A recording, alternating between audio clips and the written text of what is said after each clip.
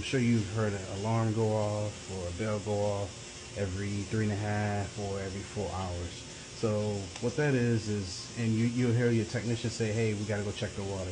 So that's basically what we're doing is when we come back to the water room, so this is an example of a water treatment room, okay?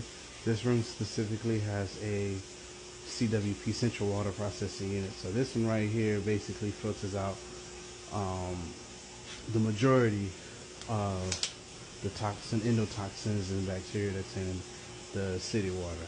Okay, so when we come back here every 3.5 or 4 hours, depending on which company you're dialyzing with, these are the tanks that we come back and check. Okay, these are our chlorine tanks. And one thing too, specifically about dialysis, is when you're working as a tech, if you ever forget, what's the function of a tank, everything's always labeled. Okay, so this is our primary carbon filter, and the job of this is to protect patients, you guys, and the oral membrane, okay, that's in here in our CWP, okay, and it removes the chlorine and chlorines that's in here. So we have two tanks. This is our primary tank, this is our secondary tank.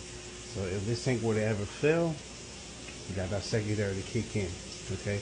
Now, if this fails and we start using the secondary, we're gonna be coming back here every 30 minutes to check, okay, until they can repair this tank here. So, but this is very, very, very important.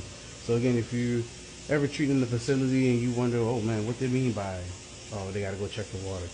This is, we come check the samples from the chlorine tanks, primary and secondary. All right.